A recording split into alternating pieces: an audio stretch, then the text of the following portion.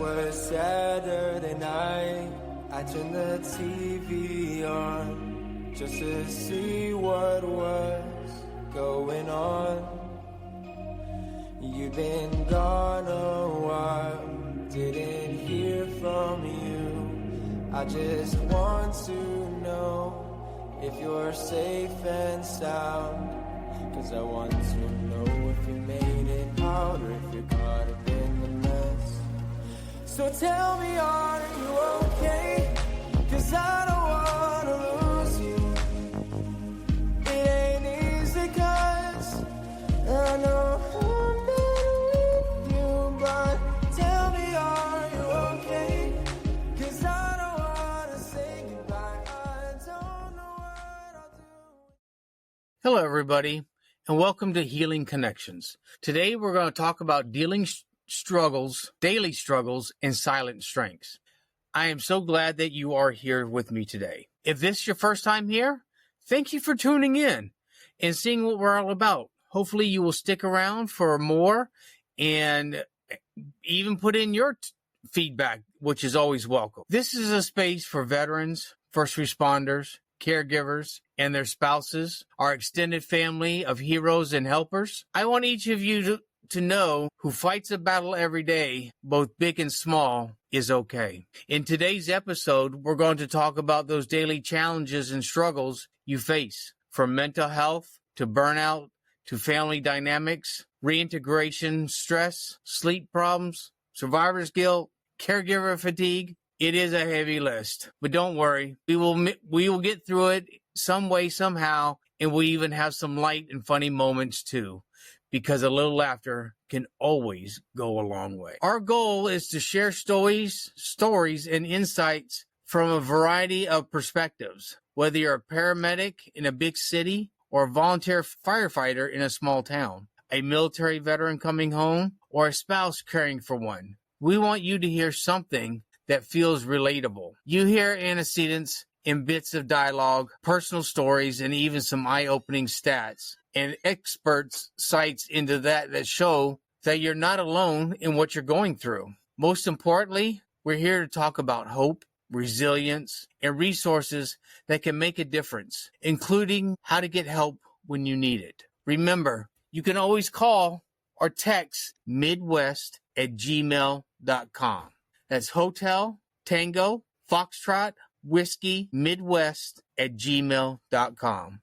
This is a conversation, and your voice does matter. So grab something to drink, settle in. Let's get ready to try and dive into it. This is a judgment-free zone and a support network all in one. Are you ready? Let's start by stepping off into the shoes of those on the front line. The front line is our first responders. Their daily battles start at any given time. Imagine that it's 3 a.m. in a small rural town. Mike, a volunteer firefighter, just came home from battling a barn fire on the outskirts of town. He's exhausted, smelling of smoke, and as he tries to slip into bed, he's very careful not to wake his wife. Now, across the county, in a bustling city, Lisa, an urban EMT, is only halfway through her 12-hour night shift. She's wolfing down a vending machine sandwich between 911 calls. Here, we have two different settings, rural and urban,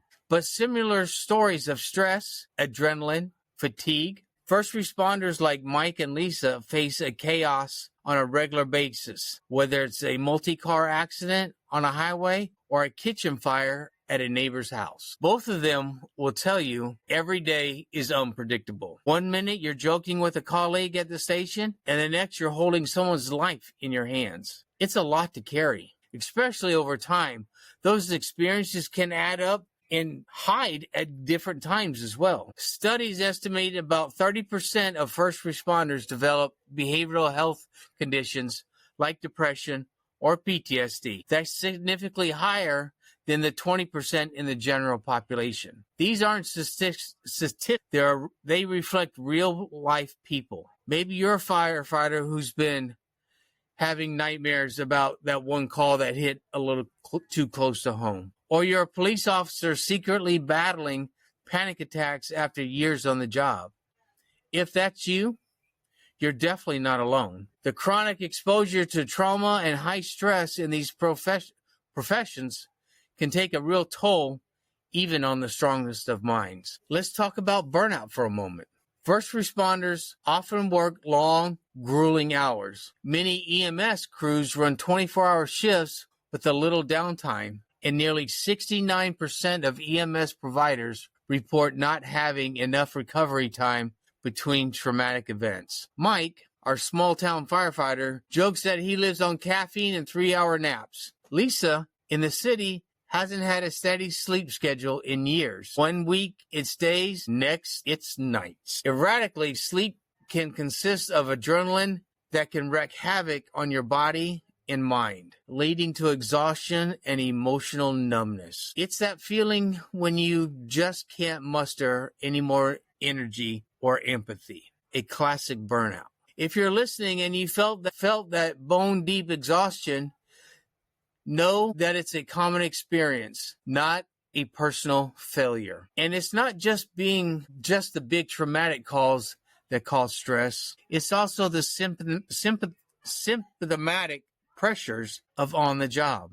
Paperwork, protocols, staffing shortages. The pressure seems to be strong and static. It all piles on. Sometimes the very system you work doesn't make it much easier. Maybe you've wanted to talk to a counselor but worried that you'd be seen as unfit for duty. A very common thing that we hear a lot about in all across the field. Or maybe your department just doesn't offer the right support. Sadly, stigma in first responder culture is real. Many heroes in uniforms feel they shouldn't talk about emotional impacts of the job, consider stress as just part of the job. Departments are getting better about this, but we still hear about firefighters or officers who suffer in silence because they fear the repercussions of reaching out for help. That systematic issue we absolutely need to change for everybody. Relationships and family dynamics are another piece of the puzzle. Odd hours consist of stress and strain on anyone's home life. First responders have a higher rate of marital stress and divorce compared to some other professions. Maybe you're a paramedic who missed your kid's school play because of a late call. Or a police officer whose spouse is anxious every time the phone rings at odd hours. The working family conflict can be tough. One survey in the general population found that 42% of suicide cases involved relationship problems. And given the extreme condition of first responders, those relationship stressors can be magnified for all of you. We hear stories like that of police officers' wives who say, "I get it, it's his job. He has strangers in crisis. But some nights, I wish he'd remember to come home in time for dinner." It's a heartful joke, but you can sense the loneliness behind it. Families worry. They often live with a mixed bag of pride and fear. Now, amidst the seriousness, what about some of those lighter moments? First responder humor is famous for being dark and quirky. It's often a survival skill. As you'll come to find out, they're not the only ones. Mike, the volunteer firefighter, laughs about the time the town's cat, yes, that cat that everybody knows, got stuck on a roof or tree. The whole crew spent an hour with ladders and treats trying to coax Whiskers down, only for the cat to casually jump down on its own when it got bored. What a common thing. Next, the daily newspaper headline reads, Fire Department Follied by Feline. Mike chuckles. We saved a grand total of 0 cats that night, but hey, at least we made the paper. And Lisa, the EMT, teases that she's writing a coffee table book called Strangest Request from 911 Callers. She swears one guy dialed 911 to ask if it was illegal to keep a squirrel as a pet. What in the world? Dispatch politely told him that it was not an emergency. But these bits of humor aren't just side notes. They're ways that first responders cope with absurdities and intensity of the job. As one paramedic put it, you gotta laugh to keep from crying. But behind every joke, some sobering truths remain. First responders face elevated mental health risks. In fact, firefighters and law enforcement officers are more likely to die by suicide than in the line of duty. That is very, very sad. Think about it. It's a heartbreaking statistic that shows how critical it is to address what's happening inside, not just the dangers on the outside.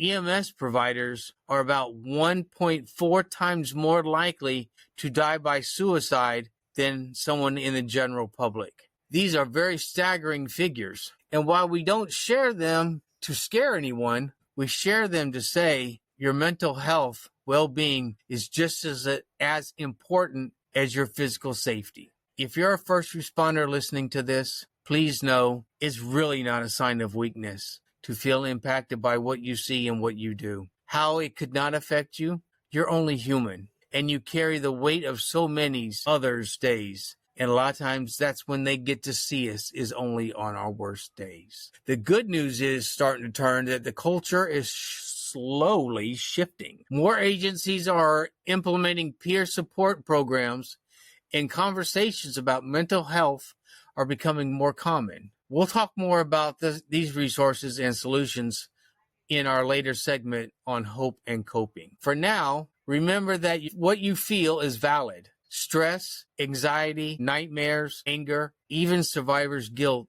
is a rough, tough call. These are all common reactions. Maybe you responded to a disaster and you wonder if you could have done more. Or you lost a colleague in the line of duty and question, are you still there? That kind of survivor's guilt can be very heavy. If that's something that you're grappling with, stay with us. We'll touch on that in the context of veterans next, and we'll circle back to coping strategies later. But before we move on, one more quick light note to leave you with: a smile. Lisa, the EMT that we talked about, likes to end her shift by doing a silly little ritual. She and her partner blast their favorite 80s songs in the ambulance once they are finally off duty. Windows down, singing badly at the top of their lungs, driving back to the station. She says it's her way of shaking off the shift. And if you've ever seen two exhausted medics belting out Living on a Prayer at 7 a.m., yep, that's us. If you have a little ritual or side joke that helps you get through the day, embrace it. Those moments of longevity are like gold. That glimpse into our first responders' world of a mixed bag of chaos, courage, stress, and yes, some humor too. Now our first responders aren't the only ones facing daily battles. Let's switch gears and talk about another group of heroes, our veterans, who often fight invisible battles after coming home from war. Picture a veteran named Jake. He's 32, an Army vet who served in Afghanistan. It's early one morning, and the sound of a neighbor's car backfiring sends Jake diving out of bed even before he's even close to being fully awake. For a split second, his heart races as if he's back in a combat zone. Then his wife, Sarah, gently reassures him, and Jake forcibly shakes it off, laughing, saying, I'm okay, I just thought I heard something. This is how many mornings start for Jake. Hyper alert and on edge. The remnants of war clinging to peacetime. As he gets his kids ready for school, he feels like an outsider listening in their excited chatter about a video game. But in Jake's mind, he's fully distracted, flashing back to a dusty convoy rides, or just thinking about a buddy he lost overseas. For veterans like Jake, their transition from military to civilian life reintegration can be incredibly challenging. One major issue is identity and purpose. In the service, you can clearly have a role, a mission, a tight-knit team. Then you come back home and suddenly the mission is grocery shopping, paying bills, making small talk at a job where your co-workers have never even left their hometown. It can feel jarring and empty. Research on reintegration tells us that veterans often struggle with feeling disconnected from civilian culture and even a loss of meaningful or purpose after years of service. You've been molded by a warrior culture, and now you're having to navigate a world where rules and language are very different. Now we're going to go back to Jake, and what he does is he describes it like this. I used to make life and death decisions daily. Now I'm standing in the cereal aisle at Walmart, and I feel completely lost, which is very common because you're not used to this. These are things that are all brand new. Yes, we used to do them before we left, but war changes us and we don't know what we're doing anymore half the time. He half jokes that he had rather be back in a Humvee than in a crowded supermarket on a Saturday. Crowds do make him anxious, and he finds himself scanning for an exit and keeping his back to the wall. That's his training, sure, but it also is a symptom of PTSD lingering on. He's not alone. PTSD is slightly more common among veterans than civilians. About 7% of all veterans will experience PTSD at some point. And those among who have served in recent conflicts like Iraq and Afghanistan are at a higher rate. In one study, 15% had said they had dealt with PTSD in a given year. That is a lot. And it's not just PTSD. Veterans also face higher rates of depression and anxiety than the general population does, which is very true. In fact, it's noted that up to 70% of veterans have struggled with depression or anxiety, and around 60% have dealt with PTSD. These numbers underline what many of you know personally, that mental health challenges after service are common, not the expectation. One of the toughest parts for many vets is survivor's guilt, and that weighs very, very heavy, including myself. I know I have it, and it's hard. If you've lost brothers or sisters in arms, coming home can be emotionally complicated. Daily activity can be complicated as well. And you might even wonder, why them and not me? Going back to Jake, now he admits that every year on the date that his friend Dave was killed in action, he goes into a dark funk. He avoids celebration or laughter because a part of him feels he doesn't deserve it when Dave didn't get to live at all. And that's something that we deal with all the time. And it's very hard to try and accept that's what we can do. Guilt can eat at you and is actually a very well documented phenomenon among trauma survivors. It's a heavy burden. It feels responsible. The feeling of responsibility to live long enough for 2 years, yet feeling unworthy of a second chance. Family life and relationships for veterans can also be very rocky, especially those dealing with PTSD or other injuries like TBI that they came home with. The emotional numbing of anger that can accompany PTSD makes it harder to connect with loved ones. Veterans with PTSD, for example, have been found to have higher rates of marital problems and divorce. Like there was one study of a Vietnam veteran who showed those with PTSD, divorce was twice as often as those without. Sometimes she feels like she's living with a stranger. He's quieter than he used to be. He doesn't show affection as freely, and small things can set him off. The kids will learn not to startle dad when he's asleep on the couch. As one time one of his young sons did, simply tap him on the shoulder to ask him a question, and Jake jumped up, yelling before he realized where he was, frightened the both of them. And since then, they have a rule not to wake dad from a disaster distance or let mom do it. It's these little adaptations that make families work better. Spouses often step up and fill the gaps, doing more of the parenting, managing finances, and basically holding down the fort when their partner is struggling. In fact, wives of PTSD diagnosed veterans tend to take on a larger share of the household task in child raising, and this becomes almost a caregiver and protection for themselves. It can be very overwhelming for the spouse, and it can also feed into a veteran's feeling of guilt or uselessness, like he's no good at home anymore.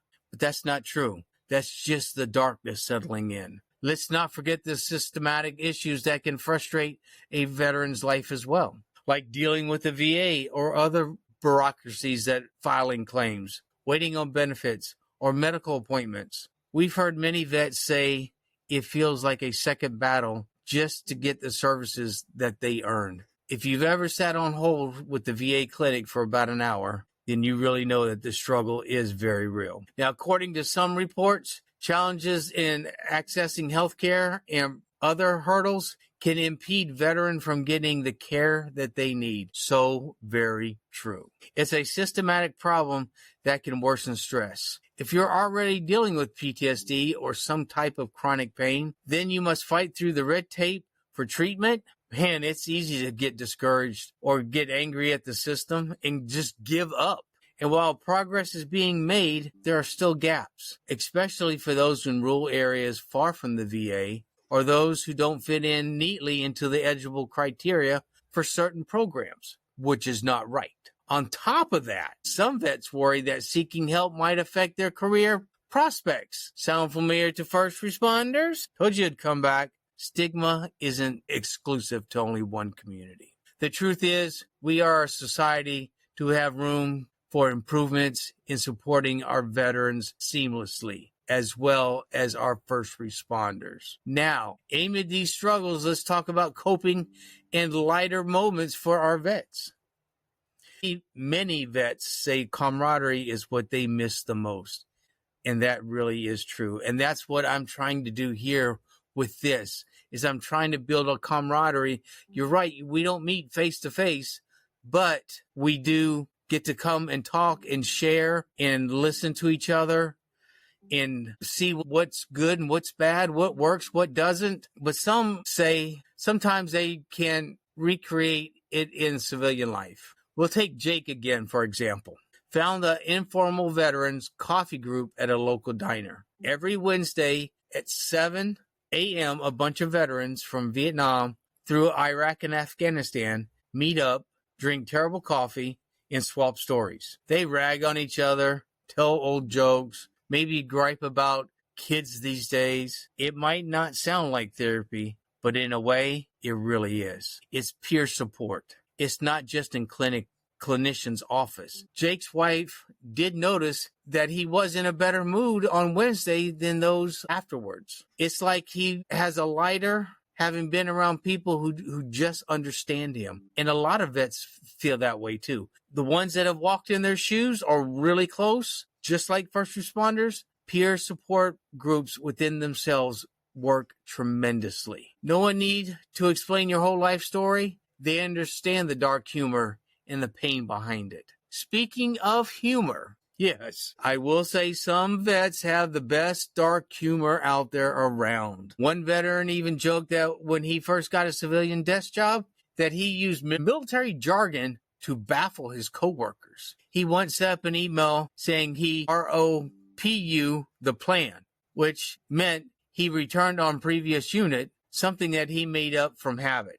And his whole team thought he had some advanced strategy, when really he was just stalling because he didn't know what he was doing. When he realized they took his nonsense acronym seriously, he got a good laugh. Well, I guess I haven't completely transitioned to civilian speak. Sometimes those military habits are very hard. Everyone still says the sir or ma'am, standing instinctively at parade rest when meeting someone, or using the 24-hour clock and confusing everybody when you say 1,300 hours. They can lead to gentle riveting from friends and family. As a veteran, we know that telling stories of how scared we were by the mailman distinctively gives us a sharp salute when receiving a package. A force of habit. The mailman jumped, and then they both burst in laughter. Moments like that remind each other that there can be humor even in the awkwards of reintegration. Yet we must address one of the most serious issues for veterans: suicide and mental health crisis. We've lost far too many of our brothers and sisters to suicide. By the numbers, American veterans mark up about 6% of the adult population, but account for roughly 20% of suicides. Translating into an estimate 18 veterans' lives are lost to suicide every day. And the same thing with the 22. I know that number of 18 is no longer available. It is 22. And let's keep it.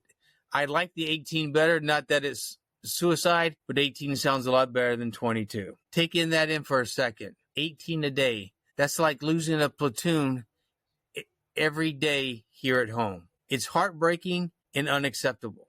And it underscores why talking about mental health and providing support is literally life-saving.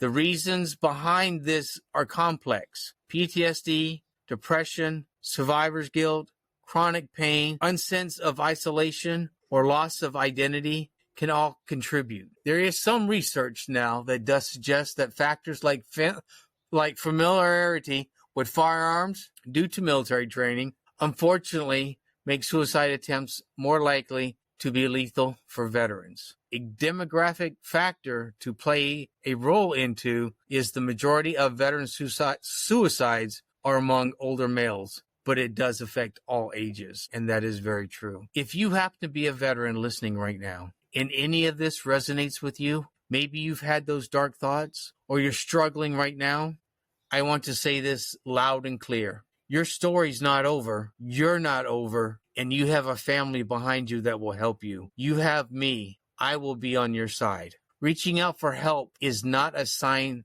of strength, not weakness. And we've heard that way too many times. We've got to break that stigma. You were there for your country. Now it's time for your country and community to be there for you. There are people who care about you and resources designed for you. And the family members listening, we see you too. It is often said that when one military member serves, the whole family serves. And that is very true.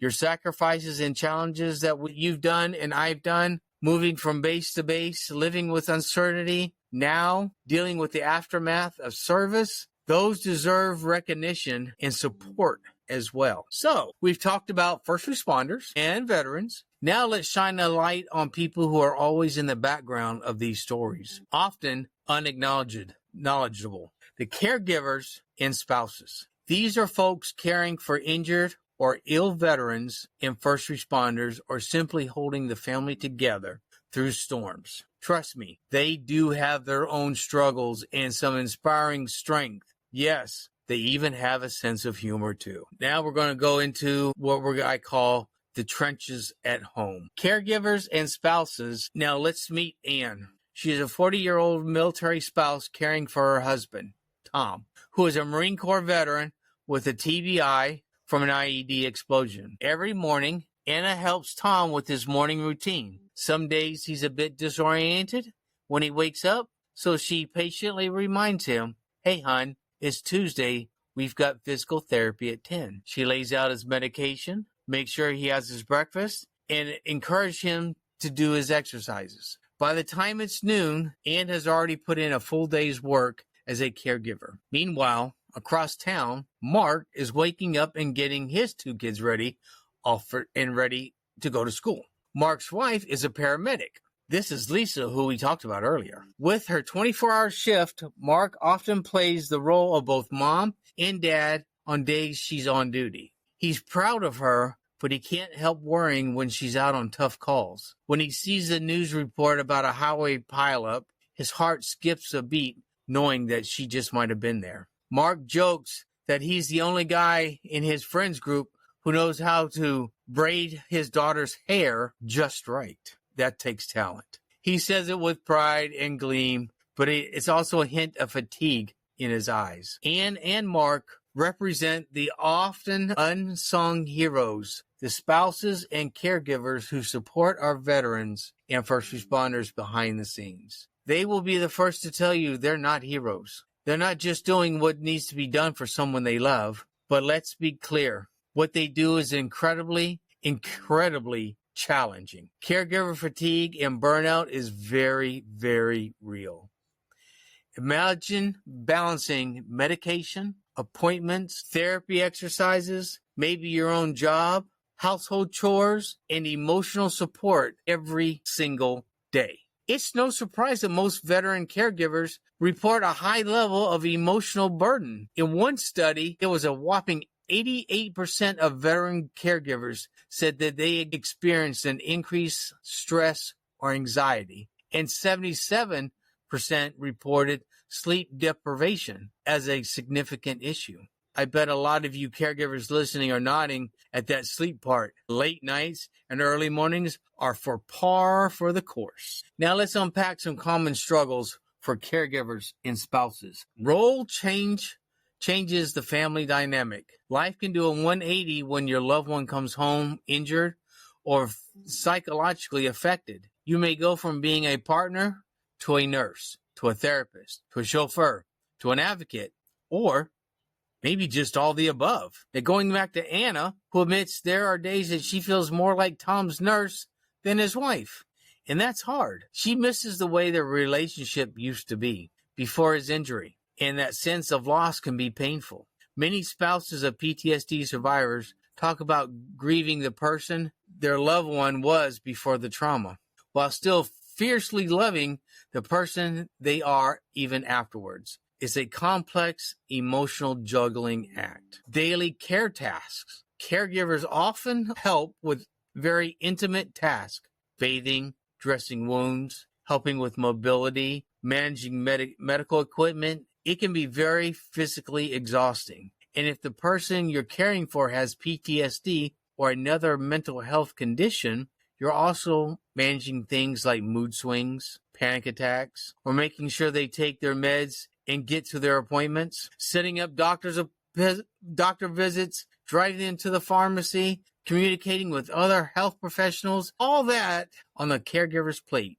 on top of making sure that their calendar stays current. Anna, again, for example, has become an expert scheduler and a walking medical file for her Tom. She can recite his medication and his dosages by heart. It's a lot, but she does it out of love and duty. Emotionally strained in mental health. The emotional toll can be very huge. Caregivers can feel isolated, anxious, depressed, or even develop their own secondary trauma. In fact, caring for someone with severe PTSD can sometimes lead to a PTSD-like symptom within a caregiver, which is secondary PTSD, and it is very real. It does happen.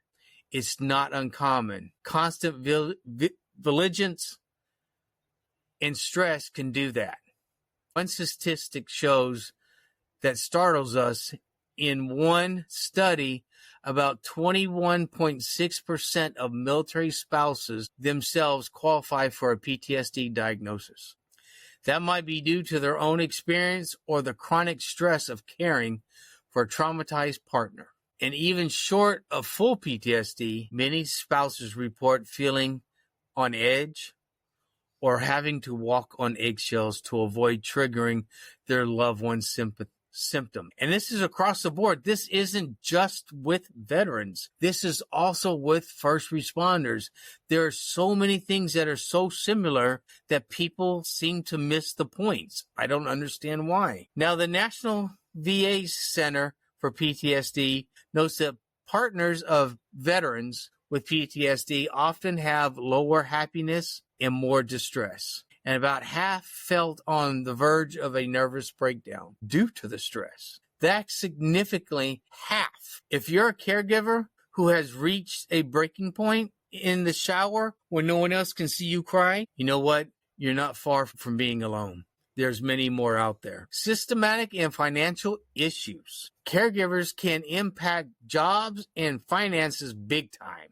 Many caregivers reduce work hours or quit jobs to provide care for their loved ones. Savings get drained, and a recent study found that caregivers of young veterans, those under 60, had significantly higher financial strain, where 70% had trouble paying bills and 40% faced food insecurity. Plus, they spent on an average over $8,000 out-of-pocket expenses each year on care expense. So those sobering numbers are real. So Anne, back to her, had to go get a part-time job to take care of Tom, which cuts their household income. Mark jokes that his wife is basically a shift change with the kids. When she's home, she picks up extra freelance work, but when she's gone, he's off to work covering things at home. It's a constant balancing act, and often comes with economic sacrifices, all too familiar. Navigating the benefits and support programs is another system challenge. Figuring out what the VA has to offer for caregivers, apply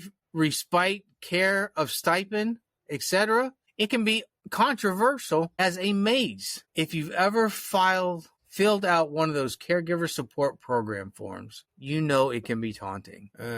But not everyone does qualify for that. Some do, some don't. Sometimes you just got to fight it more than just once. Just like Social Security, a lot of times you go to that and you're turned down the first go around.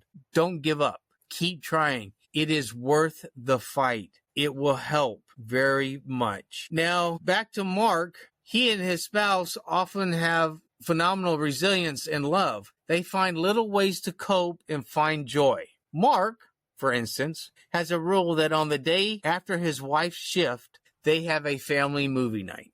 Phones off, just popcorn and something fun to watch on TV. Maybe a movie. He said it helps them reconnect and gives her something to look forward to after a hard shift.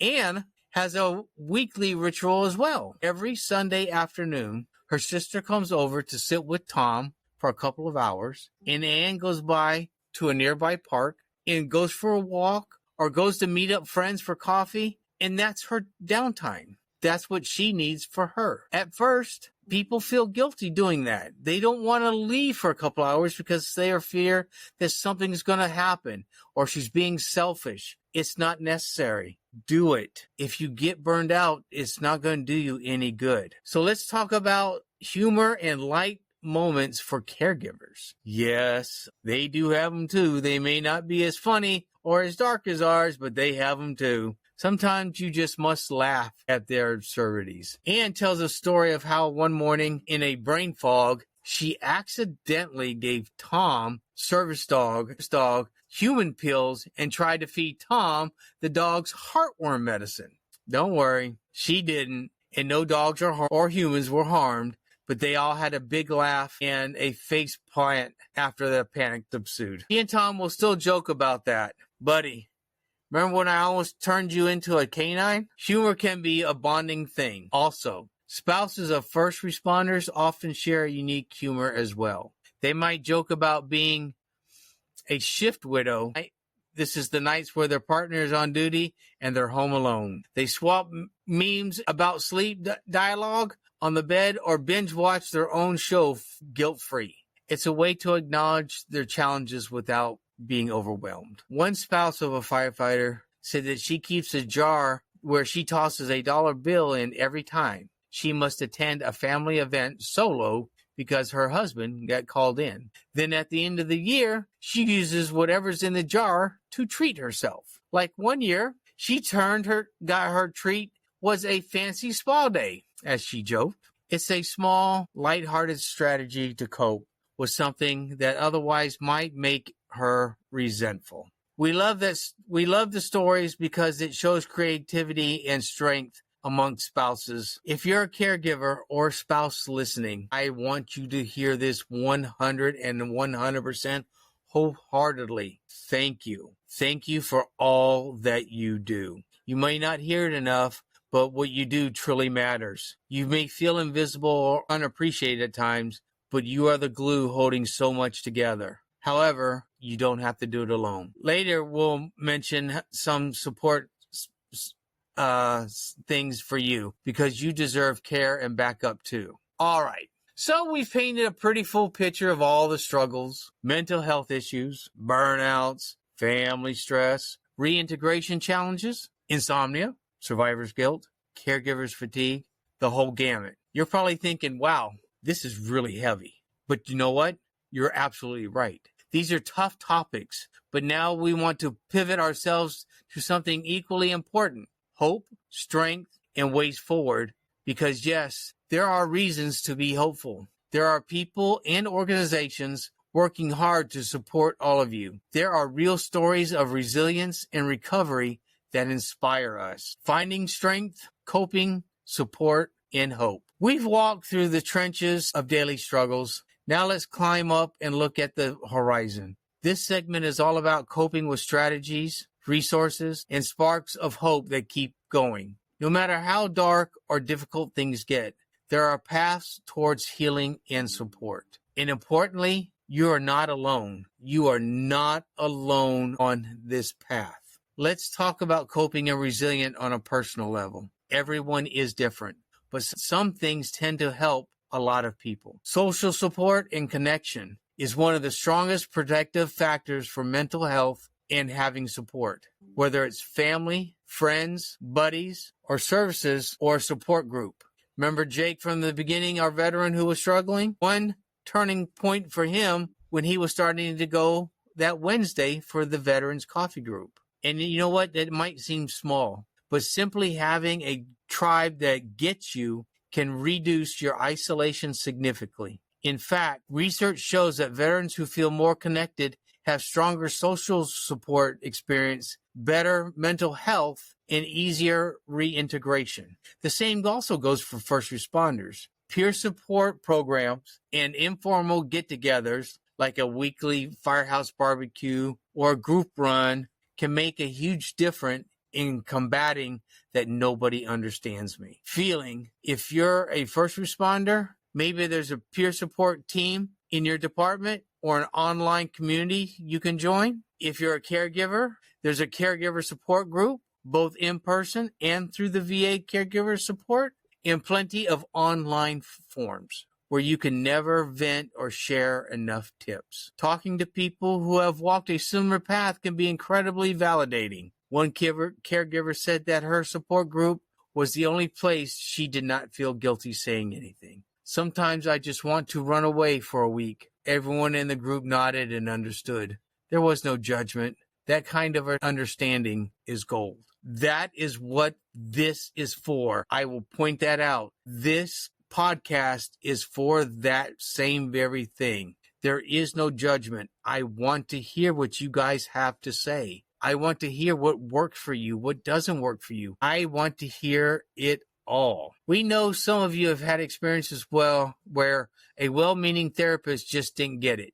Maybe they were shocked by our stories and didn't understand your lingo or dark humor, and that just made you feel worse. That's unfortunate. Uncommon studies highlight a shortage of cultural, competent mental health resources for first responders and veterans. Many providers don't fully grasp the unique demands and culture of these jobs. The same can be true for a military culture. If your first counselor you see didn't fit, you know what? Please don't give up.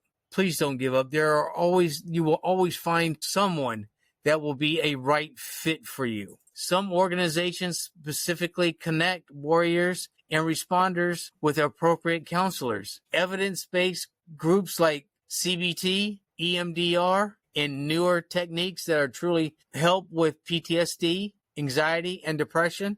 For example, many vets have found that processing trauma with EMDR reduces the intensity of their nightmares and flashbacks. First responders have benefited from this trauma-focused CBT to challenge the negative thoughts that I failed or I'm broken. These treatments can give you tools to handle stress and feel more like you're in control again. Peer counseling and mentorships, they are a powerful movement in both the veteran and first responder communities. Is peer-to-peer support. That's when someone who has been through a similar stuff, a fellow vet or responder, is trained to offer and support to be the bridge to further your help. Sometimes it's just easier to open up to a peer. As mentioned earlier, some fire and police departments have peer support teams. In the military, vet world, there are programs where veteran peers act as battle buddies for those in crisis. The CDC even noted that having peer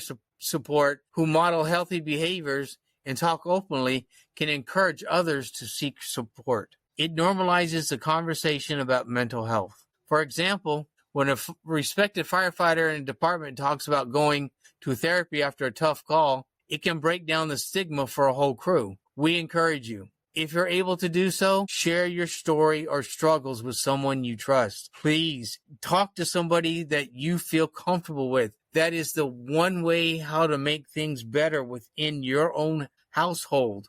You want that for yourself. Self-care and less routine. We all know self-care sounds like a cliche these days, but it doesn't have to mean bubble baths and scented candles. But if that works for you, hey, more power to you. It can be as simple as taking any small slice of time that is just for you and doing something that refuels you. It could be hitting a gym, taking a quiet walk, playing a guitar for 10 minutes, keeping a journal. For spouses and caregivers, sometimes self-care is literally scheduling a break, like how Anne takes Sunday afternoons for herself. It can also mean setting boundaries. Maybe you arrange care once in a while so that you can recharge. Respect services can be provided in temporary caregivers through the VA and also nonprofits. Let's not underestimate the power of good sleep, a tough one for many of you, as we know, but addressing sleep issues can drastically improve mood and coping ability. Humor and positivity. We've already woven in humor throughout today's talk because it's truly therapeutic. Laughing doesn't mean you're making light of something serious. It means you're finding light within the serious thing. Think about that for a minute. You're not making light of something that's serious. You're finding the light within the seriousness. It's resilience in action. So keep trying those funny stories and find moments of joy. Maybe playing with your kids or pets. Maybe it's watching a silly comedy show that has nothing to do with real life. Give yourself permission to smile and enjoy life's little absurdities when you can. It's not trivial. It is all a part of healing. Now let's highlight just a few things that you can keep in your back pocket. Remember I talked about how the text 988 suicide crisis line? Yes, keep that in your pocket. And for veterans, hit 1 and you will be connected to somebody. It's also available 24/7. So you will definitely be connected to somebody and it's virtually free. It is confidential. You will never have to give your name if you don't want to or where you live. Unless it comes to a point where you have to, then you may have to. But that's only because they're trying to help you. They want to get you the right help right away so nothing spirals even further. They even have a text option where you can text 838 to reach a veteran crisis line. First responders, veterans, anyone. It's for all of you. Maybe you're not in a crisis, but you're heading that way. Or maybe you just need to talk. Well, there are a lot of programs out there. The Vet Center is one. Many of the cities offer counseling for combat vets and their families, often with no red tape.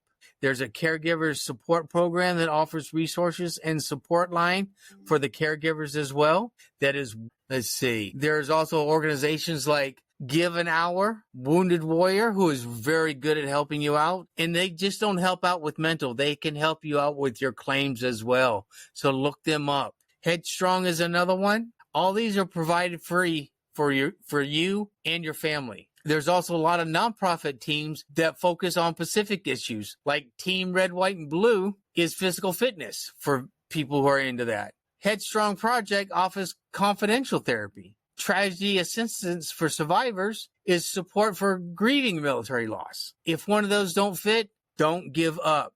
Keep trying, please. Now, for first responders, many departments have EAPs, or specific fire or police helplines. There is an organization called Safe Call, which is 1-206-459-3, which is also like a crisis line for a first responder. So please, let's see, there's the National Volunteer Fire Council with a helpline of 1-888-731-FIRE. And that's both for fire and EMS. So if you're in law enforcement, there's a cop line, 1-800-267-5463. And that's also one for 24 hours, 7 days a week. Now, we have journeyed through some heavy terrain today. The daily struggles for our veterans, first responders, caregivers, and spouses. But we hope your ending this hour feels a little bit more understood and a bit more helpful. Life can be incredibly hard for those who run towards danger or support those who do not remember this. You're not alone in hardships. there's an entire community, probably more people than you realize, who have felt what you're feeling, who get it, and who care. Hope and strength are not just pretty words. They're qualities we see in everyday life. Hope is what made you put on that uniform in the first place, believing you could make a difference. Hope is what's keeping a spouse standing by their partner through the darkest nights. Hope is what makes a caregiver say, we'll try again tomorrow. And strength, it's not about breaking. It's about refusing to stay broken. Every time you thought you couldn't endure just another day, but guess what? You still got up. You still made that next cup of coffee, and you still carried on. That is what I call strength. Every time you allow yourself to cry or ask for help when you have reached your limit, that is strength too. Don't ever underestimate it. Let's carry forward the importance of connection. If this episode does one thing, I hope it convinces you that connection is key. Healing happens through connection, whether it's through connecting with a counselor, comrade, support group, or your own family. It's like the podcast name, Healing Connection. Suggests by connecting with each other, we find healing. So my call for action for you is to reach out. Reach out to at least one person this week. If you're struggling, reach out to someone you trust or a professional. If you're doing okay, reach out to someone you think might be struggling. Let them know that you care. Small actions can save lives and certainly ease burdens. If you need to reach me, you can reach me at healinghtfwmidwest@gmail.com. That way you can send me your stories, send me your thoughts, send me your feedback. Tell me what you thought of this particular podcast, and we'll see what changes that we can make to make other ones just as exciting, but maybe not as long. Thank you, and I can't wait to see you next time. And remember, I've got your six. 'Cause I